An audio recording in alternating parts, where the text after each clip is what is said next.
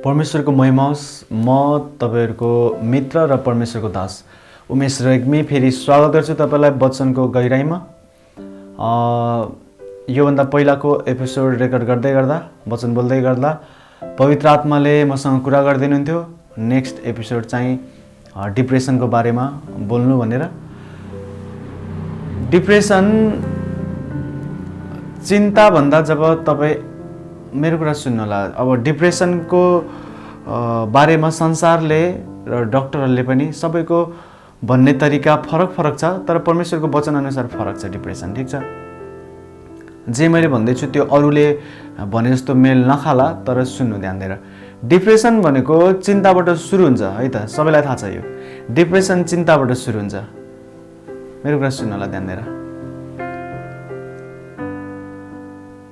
यसुले आफ्नो चेलाहरूलाई एकचोटि भन्नुहुन्छ के खाऊ के लाऊ र संसारको कुराहरूको निम्ति तिमीहरू चिन्तित किन हुन्छौ।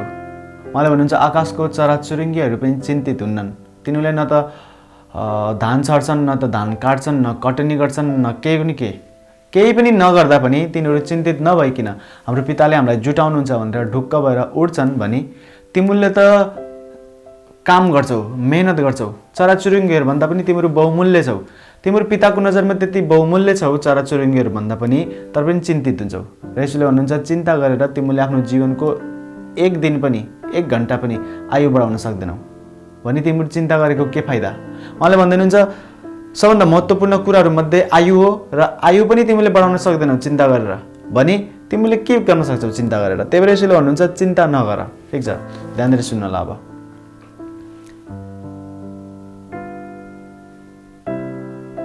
म तपाईलाई बुझाउँछु एकदम गहिरो तरिकाले, ध्यान दिएर सुन्नु होला। चिन्ता भनेको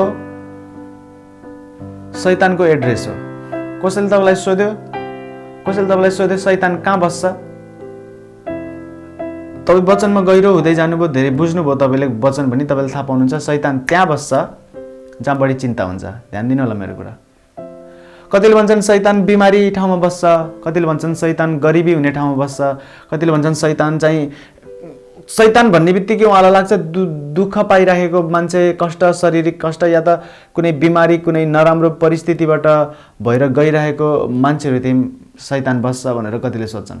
तर तपाईलाई थाहा छ बिमारी अवस्थाबाट गइराख्दा पनि यदि त्यो मान्छेले चिन्तालाई जितेछ र आराधना गर्ने, प्रार्थना गर्ने व्यक्ति हो भने त्यो थिम शैतान बस्दैन।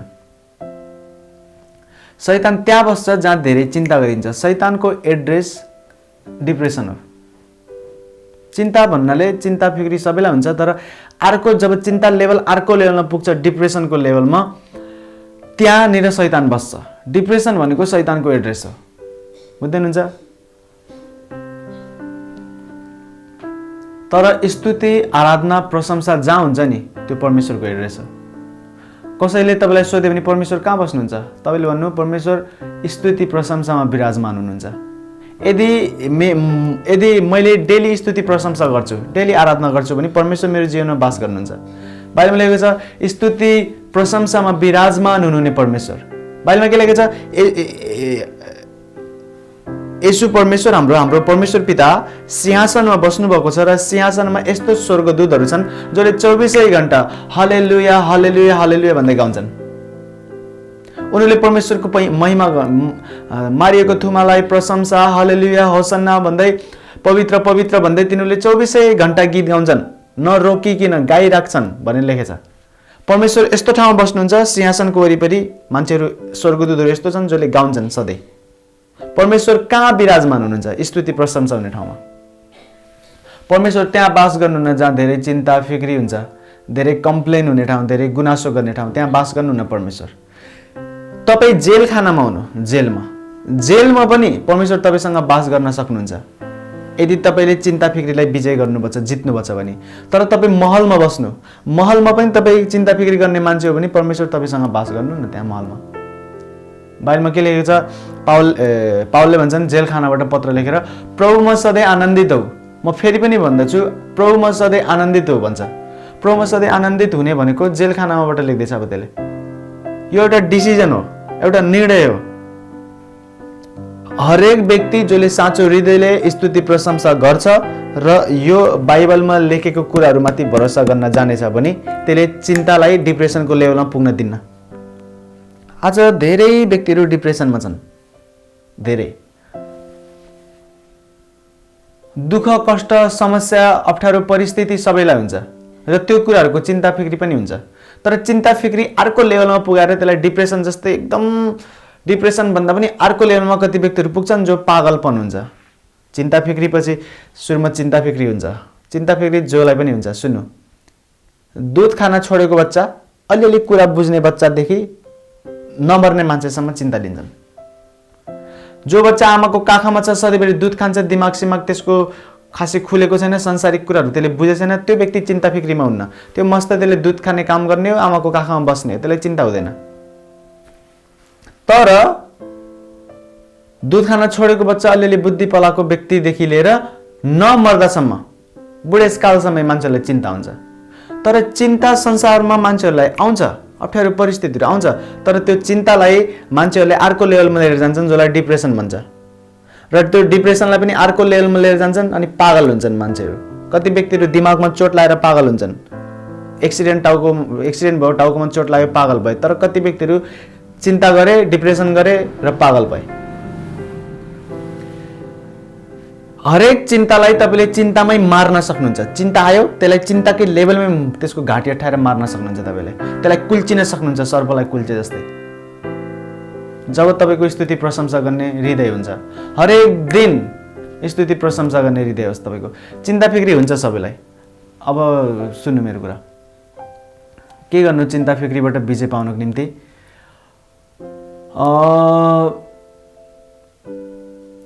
म बहुत धेरै अप्ठ्यारो परिस्थितिहरूबाट भएर गएको छु मेरो बाल्यकालदेखि नै, ठिक छ। यस्तो अप्ठ्यारो परिस्थितिबाट भएर गएको छु र म कतिचोटि डिप्रेसनको शिकार भएको छु। कतिचोटि भन्नाले थाहा छ तपाईँलाई के भन्दैछु मैले? यस्तो भनेको न कि एकचोटि भयो अनि त्यस्तो, कतिचोटि भनेको म डिप्रेसनमा जान्थेँ, फेरि बाहिर आउँथेँ, केही परिस्थितिले बाहिर लिएर आइदिन्थ्यो मलाई, म खुसी हुन्थेँ। तर केही परिस्थिति यस्तो आउँथ्यो म फेरि डिप्रेसनमा जान्थेँ भित्र, इन एन्ड आउट, भित्र बाहिर भइरहेको थियो डिप्रेसन सिचुएसनहरू यस्तो। म क्रिस्चियन भइसकेपछि पनि, पानीको बप्तिस्मा लिइसकेपछि पनि त्यस्तो मेरो स्वभाव थियो, वचनको कमी भएको भएर अनि आज जे मलाई थाहा छ त्यो कुरा थाहा नभएको भएर। तर जब प्रभुको नजिक म जान थालेँ र मैले यो कुराहरू सिकेँ जुन मैले तपाईँलाई आज सिकाउँदैछु, त्यसपछि एउटा डिप्रेसनमा परेको मान्छे, परमेश्वरले मलाई मेरो जीवनको गवाई पूर्ण रूपमा भन्ने अनुमति दिनुभएको छैन। तपाईँलाई थाहा छ, उहाँले भन्नुहुन्छ एक दिन जब म तँलाई अनुमति दिन्छु त्यति बेला तैँले भन्लास्। उहाँले अनुमति नदिएसम्म मैले खुलेर केही पनि कसैलाई भनेको छैन कुन परिस्थितिबाट कसरी परमेश्वरले मलाई आज यो स्थानसम्म लिएर आउनुभएको छ। एक दिन कुनै दिन भन्ने अनुमति दिनु होला र जुन दिन मैले आफ्नो जीवनको गवाई भन्छु त्यति बेला हल्लिने छ कुराहरू, नर्कको कुराहरू, लाइफ चेन्ज हुन्छ त्यो गवाई सुन्दा सुन्दै। यति सामर्थ्य र यति पावरफुल गवाई, ठिक छ। तर परमेश्वरले मलाई अनुमति नदिए पनि तपाईँलाई म यो भन्न सक्छु कि म डिप्रेसनबाट भएर जान्थेँ। तर मैले जब थाहा पाएँ कि चिन्तालाई डिप्रेसनको लेभलमा पुग्न दिनबाट रोक्न सकिन्छ र त्यो हाम्रो हातमा पनि छ त्यो शक्ति, त्यो के हो थाहा छ? त्यो स्तुति प्रशंसा गर्ने हो। स्तुति प्रशंसा भनेको हालेलुया भन्ने खालको सोलो गीत गाएर म तपाईँलाई प्रेम गर्छु, यस्तो सोलो गीतहरू गाएर जुन हाम्रो वर्षिपमा हामीले एकदम सोलो गीत गाउँछौँ नि, त्यो स्तुति प्रशंसा होइन, त्यो आराधना हो। मेरो कुरा सुन्नु होला। अब चर्चलाई थाहा छ स्तुति प्रशंसा र आराधनाको पनि, स्तुति प्रशंसा र आराधना भन्ने के हो थाहा छैन, फरक कुराहरू भन्ने थाहा छैन। स्तुति आराधना एउटै कुरा हो भन्छन्। हाम्रो नेक्स्ट एपिसोडमा म तपाईँलाई सिकाउँछु स्तुति प्रशंसा र आराधनामा के फरक छ, ठिक छ। आराधना भनेको एकदम स्लो हृदयबाट तपाईँले गाउनुहुन्छ, त्यो भनेको इन्टिमेट हो, त्यो भनेको जोडिने हो परमेश्वरसँग। आराधना भनेको परमेश्वरसँग जोडिने हो भने प्रशंसा भनेको युद्ध लड्ने हो। प्रशंसा ताली बजाउँदै नाच्दै गाउने गीतहरू हुन्छ प्रशंसा भनेको फास्ट हुन्छ सङहरू, र त्यो गीतमा तपाईँ ताली पनि बजाउनुहुन्छ, नाच्नुहुन्छ, तपाईँको शरीर बढी इन्भल्भ हुन्छ आत्माभन्दा। आत्मा इन्भल्भ हुन्छ, प्राण पनि इन्भल्भ हुन्छ, माइन्ड पनि हुन्छ, शरीर पनि हुन्छ, तर बढी तपाईँको शरीर इन्भल्भ हुन्छ अनि माइन्ड हुन्छ। आत्माको इन्भल्भमेसन, आत्माको हस्तक्षेप अलिक कम हुन्छ प्रशंसामा, ठिक छ। तर आराधनामा तपाईँको शरीरको दिमागको एकदम कम हात हुन्छ, आराधनामा तपाईँको आत्माको बढी हात हुन्छ। बुझ्दै हुनुहुन्छ मेरो कुरा सुन्नु होला ध्यान दिएर। स्तुति प्रशंसा गर्ने भनेको भजन गाउने, आराधना गर्ने, ताली बजाउँदै रमाउँदै गर्ने जुन हुन्छ त्यो स्तुति प्रशंसा हो। र त्यसले तपाईँलाई डिप्रेसनबाट बचाउँछ। चिन्तालाई त्यसले चिन्ताकै लेभलमा मारिदिन्छ। त्यो लडाई हो, एउटा युद्ध हो। बुझ्दै हुनुहुन्छ मेरो कुरा। स्तुतिमा विराजमान हुने परमेश्वर, स्तुति प्रशंसामा विराजमान हुने परमेश्वर। जब स्तुति प्रशंसा तपाईँ गर्नुहुन्छ तपाईँको लाइफमा परमेश्वर बस्नुहुन्छ। जब तपाईँ धेरै चिन्ता गर्नुहुन्छ, खालि गुनासो गर्न छ, खालि कम्प्लेन गर्न छ, मेरो यो भएन, मेरो त्यो भएन, मेरो जिन्दगी यस्तो, मेरो जिन्दगी त्यस्तो, तपाईँको धेरै गुनासो, धेरै चिन्ता, धेरै डिप्रेसन लिएको भएर तपाईँको लाइफमा शैतान बास गर्छ। हरेक दिन स्तुति प्रशंसा गर्ने हृदय भयो भने हरेक दिन तपाईँले हरेक चिन्तालाई जित्नुहुन्छ, हरेक लडाइँ जित्नुहुन्छ, हरेक लडाइँ। डिप्रेसनवाला दुष्ट आत्मा तपाईँको घरमा, तपाईँको जिन्दगीमा प्रवेश गर्न सक्दैन, टाढाबाटै निस्किन्छ त्यो। बुझ्दै हुनुहुन्छ। त्यही भएर स्तुति प्रशंसा एकदम मेन इम्पोर्टेन्ट किन छ मान्छेहरूको लाइफमा थाहा छ? स्तुति प्रशंसा यस कारणले मेन इम्पोर्टेन्ट छ। आजभोलि संसारमा यस्तो कुराहरू हुँदैछ, त्यो कुराहरूले एकदम सजिलै मान्छेलाई चिन्ता दिन्छ र त्यो चिन्ता मान्छेले सम्हाल्न नजानेको भएर डिप्रेसनमा जान्छन्। संसार धेरै नराम्रो भइसकेको छ। बिमारी भन्नुहुन्छ भने बहुत धेरै बिमारी, महँगाई, पढ्नेहरूको पढाइ बिग्रिँदैछ, यो लकडाउनले गर्दाखेरि बिजनेस गर्नेहरूको बिजनेस बिग्रिँदैछ, पारिवारिक झगडा, धेरै नराम्रो कुराहरू संसारमा हुँदैछ, धेरै नराम्रो कुराहरू। तर जो व्यक्ति स्तुति प्रशंसा गर्नेवाला हो नि, त्यो डिप्रेसन टाढा रहन्छ। त्योबाट डिप्रेसनबाट जित्ने पहिलो र सबभन्दा एउटा मात्रै तरिका छैन, अरू पनि तरिका छ, तर पहिलो र सबभन्दा शक्तिशाली, सबभन्दा बलियो हतियार यही हो, स्तुति प्रशंसा। स्तुति प्रशंसा गर्नुहुन्न भने तपाईँलाई डिप्रेसनबाट परमेश्वरले बचाउन सक्नुहुन्न। हरेक दिन स्तुति प्रशंसाको हृदय होस् तपाईँको। गीतहरू गाउने, भजन गाउने, मलाई गाउन आउन्न, तर म डेली गाउँछु, हरेक दिन स्तुति प्रशंसाको गीतहरू पनि गाउँछु र वर्शिपको गीतहरू पनि गाउँछु, ठिक छ। तर वर्शिप भनेको एउटा फरक संसार हो, स्तुति प्रशंसा भनेको एउटा फरक संसार हो। जब तपाईँले स्तुति प्रशंसा गर्दै हुनुहुन्छ, तपाईँको जीवनमा राखिएको हतियारहरू सबै काममा लाग्छन्, तपाईँको आत्मिक हतियारहरू काममा लाग्छन्, दुष्ट आत्मालाई मार्न सुरु गर्छन् तिनीहरूले। परमेश्वरले भन्नुभयो यहोशू हालेलुया भन्दै परमेश्वरको नाउँको महिमा गर्दै चर्को स्वरले कराउँदै यो पर्खाललाई घुम र त्यो पर्खाल खस्छ। तिनीहरूको टाउको दुखाइ थियो के? थाहा छ उनीहरूको कति ठुलो टाउको दुखाइ थियो, कति ठुलो चिन्ता थियो कि यार परमेश्वरले भन्नुभएको छ म तिमीलाई यो सहर दिन्छु। कति मिनट भयो? 13, जम्मा 13 मिनट। ओके, सुन्नु ध्यान दिएर। तपाईँले रिसर्च गर्नु, मेरो कुरा नबताउनु, तर रिसर्च गर्नु तपाईँले आफैले पनि है त। एरियोको पर्खाल दुईटा पर्खाल थियो, एउटा 6 फुट मोटो पर्खाल थियो। 6 फुट मोटो कति हुन्छ थाहा छ? 6 फुट मोटो भनेको त बहुत बेसरी मोटो। एउटा 6 फुट मोटो पर्खाल थियो, एउटा 6 फुट भन्दा पनि अझै बढी मोटो पर्खाल थियो। दुईटा पर्खाल, ध्यान दिएर सुन्नु होला। त्यो दुईटा पर्खालले यसरी गाँसिएको पर्खाल थियो र त्यो बाइबलविदहरूले जसले बाइबल पढेर रिसर्च गर्नुहुन्छ, बाइबलको वैज्ञानिकहरू हुनुहुन्छ, उहाँहरूले पत्ता लगाएको कुरा हो, ठिक छ। तपाईँले रिसर्च गर्नु, तपाईँलाई पनि विश्वास लाग्छ त्यो। एउटा 6 फुट मोटो पर्खाल, 6 फुट भनेको कति? तपाईँले र हामीले जति अग्लो पर्खाल बनाउँछौँ नि, 6 फुट 7 फुट अग्लो पर्खाल बनाउँछन् प्रायः जसो मान्छेहरूले आफ्नो घरमा। जति अग्लो तपाईँले बनाउनु पर्छ नि, त्यो अग्लाइ त उहाँहरूको मोटाइ हो। अग्लो त कति अग्लो, कति अग्लो। यस्तो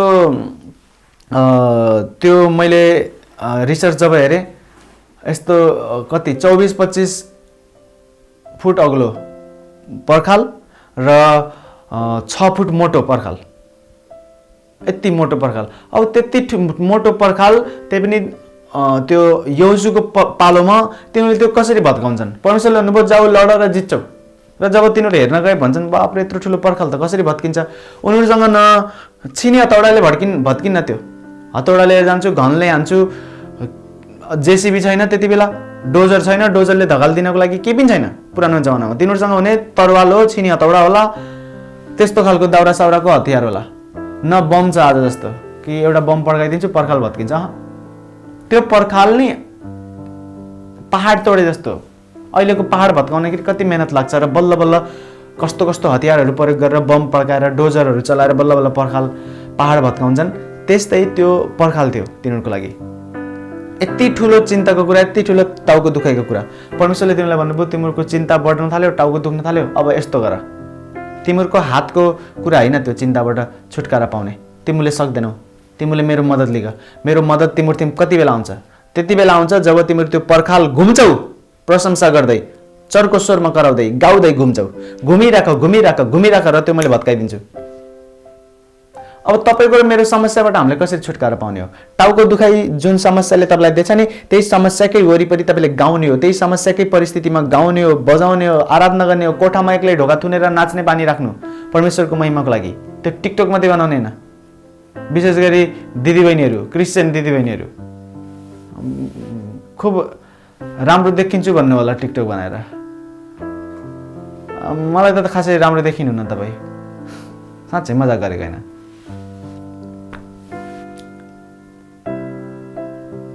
टिकटकमा नाच्ने छोड्नु, ढोका थुन्नु र क्रिस्चियन गीतहरूमा फेरि येशू परमेश्वरको महिमा हुने गीतहरू लाएर अनि नाच्न सुरु गर्नु कोठामा।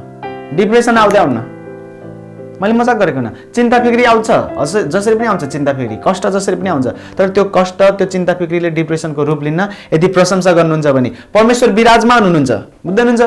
कति धेरै व्यक्तिहरू मेरो घर आउनुहुन्छ र मैले प्रार्थना गर्नुभन्दा पहिले निको हुनुहुन्छ। म आफ्नो रुममा हुन्छु प्रार्थना गर्दै गर्दा, म बाहिर जानै पाएको हुन्न, उनीहरू कुरिराखेको हुन्छन्, अनि म 2-4 घन्टा प्रार्थनामै छु र म निस्किसकेपछि त्यो मान्छे अर्को दिन आउँछ र भन्छ तपाईँ प्रार्थनामा हुँदाखेरि म आथेँ हिजो, तर म त्यहाँ बस्दा बस्दै निको भएँ, तपाईँ निस्किनु भएन, म बस्दा बस्दै निको भएको भएर तपाईँको घर म त फर्केँ। मेरो घर परमेश्वर बास गर्नुहुन्छ, बुझ्दै हुनुहुन्छ? सानो बच्चाहरू जब मेरो घर सुत्न आउँछन्, मेरो विश्वासीको आफन्तहरू केही प्रोग्राम भएको बेलामा ठाउँहरू नपुगेको भएर जब यहाँ सुत्न आउँछन्, यहाँ सुतेको कति बच्चाहरूले जब बिउजिन्छन् भन्छन् मैले येशूलाई देखेँ दर्शनमा। येशू प्रभु सेतो वस्त्र लाएर आउनुभयो, त्यो मुस्कुराउँदै हुनुहुन्थ्यो। यो परमेश्वर हामीसँग बास गर्न चाहनुहुन्छ, जीवित परमेश्वर हो उहाँ। उहाँले बाइबलमा भन्नुभएको छ तिमीले मलाई प्रेम गर्यौ र मेरो आज्ञाहरू पालन गर्यौ भने म र मेरो पिता तिमीहरू कहाँ बास गर्नेछौँ। यूहन्नाको पुस्तकमा लेखेको छ, यूहन्ना 14 मा। परमेश्वर बास गर्न चाहनुहुन्छ हाम्रो घर। स्तुति प्रशंसाद्वारा यो सुरु हुन्छ। स्तुति प्रशंसा हृदय खोलेर गर्नु। डिप्रेसनले कहिले पनि ठाउँ पाउन तपाईँको जीवनमा परमेश्वर मात्रै बस्नुहुन्छ। तर याद राख्नु, अन्तिमचोटि भन्दैछु, जहाँ चिन्ता फिक्री बढी छ, जहाँ कुरा काट्ने कुरा बढी छ, त्यहाँ शैतानको एड्रेस हो त्यो। तपाईँ घर बढी कुरा काटिन्छ, बढी चिन्ता फिक्रीको मात्रै कुरा गरिन्छ, खालि टेन्सन लिएर हो गर्नुहुन्छ भने मान्छेहरूको सोच फरक भइसकेछ। मान्छेलाई लाग्छ म बिचारावाला मुख बनाउँछु यस्तो गरेर, अनि परमेश्वरले स्वर्गबाट हेरेर ओहो हो छोरी चम्पाकली टेन्सन भयो तिमीलाई, अनि आउनुहुन्छ परमेश्वर, त्यस्तो सोच्छन्। तपाईँ जब आफ्नो चिन्ताहरू फिक्रीहरूमा बिचारा भएर बस्नुहुन्छ नि, त्यति बेला परमेश्वर आउनुहुन्न। उहाँ स्तुति प्रशंसामा विराजमान हुनुहुन्छ। कष्टमा पनि गाउनुपर्छ, दुःखमा पनि गाउनुपर्छ, दुःखमा पनि आराधना गर्नुपर्छ, चिन्तामा पनि आराधना गर्नुपर्छ, अनि बल्ल उहाँ तपाईँको जीवित परमेश्वर हो। अनि आउनुहुन्छ बल्ल त्यो परिस्थितिमा उहाँ। ध्यान दिएर सुन्नु होला। हरेक परिस्थितिमा गाउनु, बजाउनु, नाच्नु, आराधना गर्नु आफ्नो कोठाबाट सुरु गर्नु। यो कति व्यक्तिहरू चर्चमा मात्रै नाच्ने गाउने गर्नुहुन्छ, घर गर्दैनन्, घर त टिकटक बनाउँछन्। अनि उहाँलाई लाग्छ म बहुत धेरै राम्रो देखिरहेको छु। राम्रो देखिनु भएको छैन तपाईँको सबैको त नहेर होला, कोही कोहीको टिकटक हेरेको थिएँ मैले। तपाईँ राम्रो देखिनुहुन्न टिकटकमा, मलाई मन परेन, मलाई किन त्यस्तो भन्नुभयो, मन परेन भने मन परेन, तपाईँ राम्रो देखिनुहुन्न। तपाईँले गर्नुपर्ने के हो? परमेश्वरको आराधना गर्नुपर्ने हो, उहाँको नजिक जानुपर्ने हो। हुन्छ, म प्रार्थना गर्न चाहन्छु विशेष गरी बिमारी र डिप्रेसनमा भएका व्यक्तिहरूको निम्ति। अनुग्रही परमेश्वर, म प्रार्थना गर्छु आफ्नो पुरा हृदय र पुरा अन्तस्करणले येशूको सामर्थ्य नाममा म आज्ञा दिन्छु, चिन्ता फिक्री र डिप्रेसनको आत्मा जा मानिसहरूको शरीरलाई छोडेर। उहाँहरूको दिमागलाई म शान्ति, येशूको नाममा शान्ति बोल्दछु। उहाँहरूको दिमागमा, उहाँहरूको लाइफमा, उहाँहरूको आत्मामा येशूको नाउँमा तपाईँको शान्ति र आनन्द प्रवेश गरोस्। पवित्र आत्मा उहाँलाई अनुग्रह दिनुहोस्, साँचो हृदयले प्रशंसा र आराधना गर्ने अनुग्रह दिनुहोस्। येशूको नाउँमा उहाँलाई अगुवाई गर्नुहोस्। हरेक दुःख र कष्टमा पनि तपाईँको आराधना गर्न सिकाउनुहोस्। डिप्रेसनको हरेक दुष्ट आत्मालाई म कुल्चन्छु येशूको नाममा। हरेक डिप्रेसन, जसले पागलपनको रूप लिनेवाला छ त्यसलाई म बान्दछु येशूको नाममा। रिभर्स हुने आज्ञा दिन्छु। डिप्रेसन फर्की आइजा येशूको नाममा र चिन्ता फिक्री जा येशूको नाममा। डिप्रेसनद्वारा जति व्यक्तिहरू पागलपनको लेभलमा पुग्न थाल्नु भएको छ तपाईलाई म येशूको रगतमा लुकाउँछु। रगत हुनुहुने छैन। येशूको नाममा शान्ति आनन्द तपाईको जीवनको हिस्सा हुनेछ in the name of Jesus, in the mighty name of Jesus. Thank you Jesus. चिन्ता र फिक्री गर्ने धेरै बढी चिन्ता लिने व्यक्तिहरूले आफ्नो स्क्रिनतिर हात बढाउनु, आफ्नो स्क्रिनलाई छुनु। यो तपाईँ र म एक मन हुने एउटा क्रिया हो। मसँग एक मन हुनुहोस् र म आज्ञा दिन्छु त्यो चिन्ता फिक्रीको आत्मालाई, डिप्रेसनलाई जान आज्ञा दिन्छु। तपाईको दिमागलाई, आत्मालाई, प्राणलाई छोडेर जानेमा आज्ञा दिन्छु येशूको नाममा। तपाईलाई म स्वतन्त्र हुने आज्ञा दिन्छु। शान्ति बगोस् तपाईको जीवनमा। मरिसकेका हरेक परिस्थितिहरू जीवित होस् र हरेक दुष्ट आत्मालाई म आज्ञा दिन्छु तपाईलाई छोडोस् र तपाईको जीवनमा परमेश्वरको राज्य आओस् र केवल उहाँको इच्छा पूरा होस्। Thank you Jesus. येशू ख्रीष्टको सामर्थ्य नाममा माग्दछौँ। आमेन, आमेन।